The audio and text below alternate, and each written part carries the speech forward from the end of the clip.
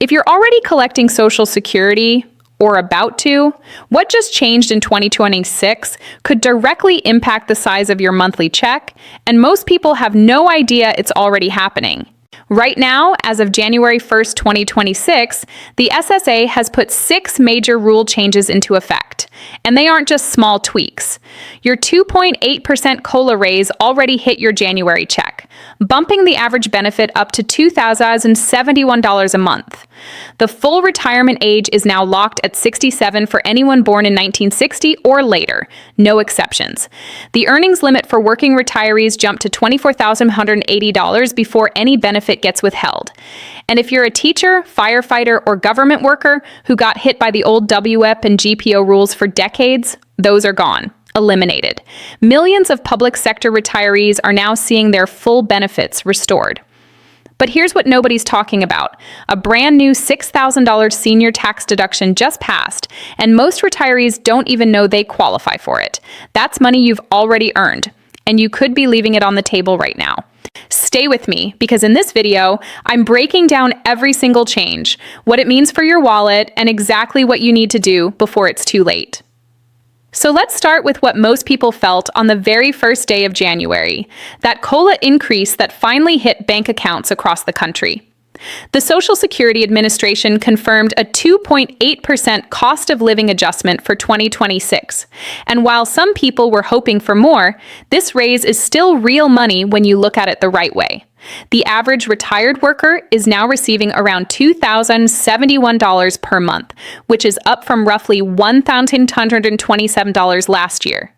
Now, that might not sound like a life-changing number on paper, but over the course of a full year, that's an extra $1,128 landing in your pocket just because of this one adjustment. For couples where both partners are collecting Social Security, that number doubles.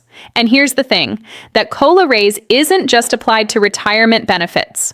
Survivors, spouses, and people on SSDI also got this bump automatically. You didn't have to apply for it, you didn't have to call anyone, and you didn't have to fill out a single form. It just happened. But what you do need to understand is why this raise happened and what it actually reflects about the economy you're living in right now. The COLA is calculated based on something called the Consumer Price Index for urban wage earners and clerical workers, the CPIW. The SSA looks at inflation data from July through September each year and uses that to calculate how much more money seniors need just to keep pace with rising costs. Groceries, utilities, prescription drugs, housing, all of that feeds into the formula. So when you see that 2.8% raise, what it's really saying is that prices for everyday Americans went up by about that much over the past year. It's designed to help you tread water, not get ahead. That's an important distinction, and it's one that a lot of financial advisors want seniors to keep in mind when they're planning their monthly budgets for 2026. Now let's talk about something that has been a massive topic of conversation in the senior community over the past year. The Social Security Fairness Act. This is not a rumor. This is not something that's still being debated in Congress. This law was signed, it is real, and it went into full effect, impacting millions of people who spent their careers in public service. For decades, 2 provisions called the Windfall Elimination Provision and the Government Pension Offset, known as WEP and GPO, were silently cutting into the Social Security benefits of teachers, firefighters, police officers, nurses, and other government employees. Some people were losing hundreds of dollars every single month. Some retirees who were entitled to spousal benefits were getting absolutely nothing because of GPO. These rules felt deeply unfair to millions of workers who paid into the system, served their communities, and then got penalized for it at retirement. Well, the fight is over. Both WEP and GPO have been repealed. Gone. And the SSA is now working through a massive backlog of cases to issue retroactive payments to people who were underpaid under those old rules. If you were a public sector worker, a teacher in Ohio, a firefighter in Texas, a state employee in California, and you've been receiving a reduced Social Security benefit because of WEP or GPO, you may be owed back pay going all the way to the date those rules were eliminated. Now, the SSA has been upfront that processing these cases takes time because the volume is enormous. We're talking about potentially 3 million people who are affected by this change, but the money is coming. If you think you qualify and you haven't already been contacted by the SSA, the smartest thing you can do right now is log into your My Social Security account online at ssa.gov and check your benefit status, or call the SSA directly to ask about your specific case. Do not assume someone else is handling it. Be proactive, because this could be a significant amount of money owed directly to you. Let's shift to something that directly affects people who are either approaching retirement or who are already collecting and still working on the side. And there are more of you than ever before. In 2026, the retirement earnings test limit has increased. If you are under full retirement age and you're collecting Social Security while still working, you can now earn up to $24,280 per year before the SSA starts temporarily withholding part of your benefit. That's higher than it was in 2025, and it matters because a lot of seniors are still in the workforce by choice or by necessity. Maybe you're working part-time to stay active. Maybe you're helping pay off debt. Maybe the cost of living just requires it. Whatever your reason, the SSA allows you to earn up to that threshold without it affecting your monthly check.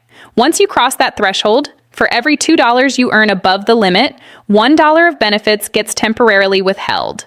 I want to stress the word temporarily here, because a lot of people don't know this. Once you reach full retirement age, the SSA recalculates your benefit and gives you credit for those withheld months. So you don't actually lose that money forever. It gets added back into your monthly payment going forward. Now, if you are in the year you reach full retirement age, the rules are even more relaxed. In that special year, the earnings limit jumps significantly higher, and the withholding formula is more generous. Only $1 is withheld for every $3 above the limit, not $2. This is one of those nuances in the Social Security system that most people never hear about, and it can make a real difference in how you plan your income for the year you transition into full retirement. Talking to a financial planner, or even just spending an hour with the SSA's online benefit calculator can help you map out the smartest strategy for your specific situation. Let's also talk about the Social Security taxable wage base for 2026, because this affects workers who are still paying into the system, and it also tells you something important about the financial health of Social Security overall. In 2026, workers and their employers pay Social Security taxes on the first $176,100 of income. This is up from $168,600 in 2025. What this means in simple terms is that higher income workers are now contributing more into the Social Security Trust Fund, which is designed to keep the program solvent and funded for future generations. If you're retired, this doesn't directly affect your monthly check, but it does matter to you because it reflects an effort to strengthen the financial foundation that your benefits are built on. The long-term solvency of Social Security has been a growing concern for years, and increases to the wage base are one of the structural tools that help address that concern over time. Here's something that could put real money in your pocket this tax season, and it's the piece that most people are completely missing. A new $6,000 senior tax deduction was included in the budget reconciliation bill that passed earlier this year, and it applies to Americans who are 65 and older. This deduction is separate from your standard deduction, and it stacks on top of it.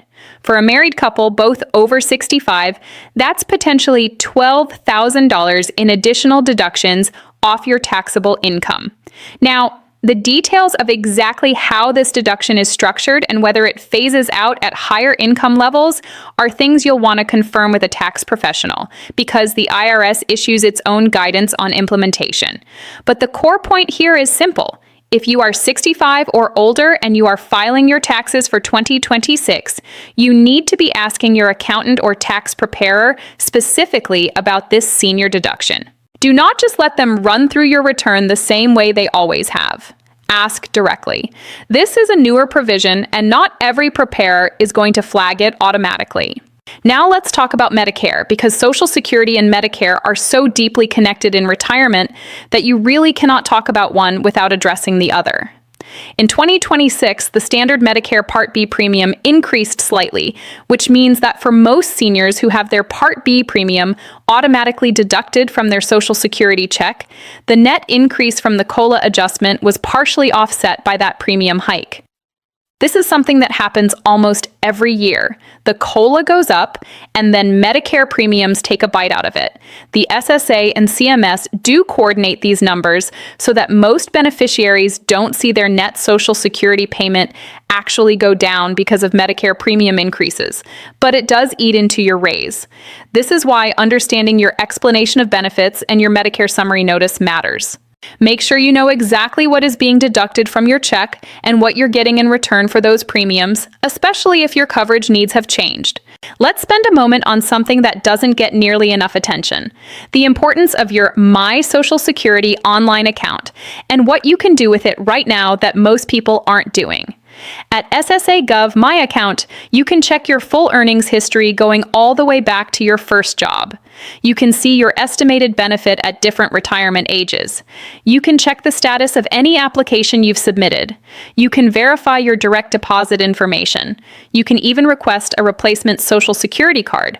And critically, in 2026, if you were affected by the WEP and GPO repeal, your account is where you'll likely see updates to your benefit amount as the SSA processes those corrections. If you have not set up your My Social Security account and you are receiving benefits or approaching retirement, doing this is one of the most important 15 minutes you can spend this year. Identity thieves actually target people who don't have accounts set up because they can create one in your name and reroute your benefits. Setting up your own account before someone else does is a basic and essential protection.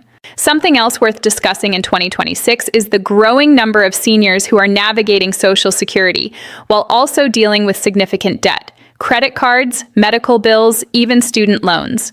The SSA has specific rules about what can and cannot be garnished from your Social Security check. Private creditors, credit card companies, medical debt collectors, personal loan lenders generally cannot garnish your Social Security benefits. Federal debts are a different story. The IRS can collect on unpaid federal taxes. Student loans held by the federal government can result in benefit offsets. And child support and alimony obligations can also be enforced against Social Security. If you are dealing with debt pressure and you're worried about your benefits being touched, it's worth speaking with a nonprofit credit counselor or a legal aid attorney who specializes in senior financial issues. Many of these services are free or very low cost, and they can give you a clear picture of what is actually at risk and what is protected.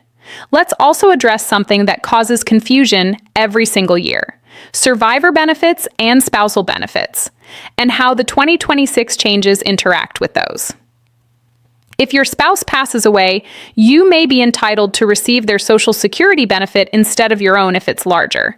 This is called a survivor benefit, and in many cases it can be significantly higher than what you're currently collecting. The rules around when you can claim survivor benefits, how working while collecting them affects the amount, and how remarriage impacts eligibility are all areas where people make costly mistakes. The repeal of GPO in particular has been a game changer for surviving spouses of public sector workers, because GPO previously eliminated or drastically reduced spousal and survivor benefits for people who also received a government pension. That barrier is now gone, and surviving spouses who were previously receiving nothing or very little from Social Security because of GPO should be reaching out to the SSA immediately to find out what they're now entitled to. One last thing that deserves real attention is the conversation around the future of Social Security beyond 2026. There is a lot of noise out there: headlines designed to scare you, politicians making promises, and conflicting reports about when the trust fund might run out. Here's what the nonpartisan data actually says. The Social Security trustees' latest report projects that the combined trust funds, if nothing changes, could face a shortfall around 2033 to 2035. At that point, without legislative action, benefits could be reduced, not eliminated, but reduced, to about 80 cents on the dollar. That is not a guarantee of what will happen. Congress has acted to shore up Social Security multiple times throughout history, and there is strong bipartisan political will to protect these benefits because roughly 70 million Americans depend on them. But it is a reason to stay informed, stay engaged with what's happening in Washington, and plan your own retirement income with some degree of flexibility.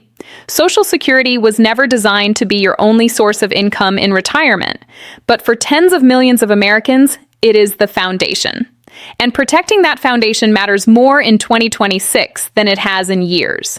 Every change the SSA makes, every rule that gets updated, every new law that gets signed, it all flows back to one thing: your monthly income and your financial security in retirement. The people who come out ahead are not necessarily the ones with the most money saved. They're the ones who stay informed, ask the right questions, and take action instead of waiting. That's exactly why you're here, and that's exactly why this information matters.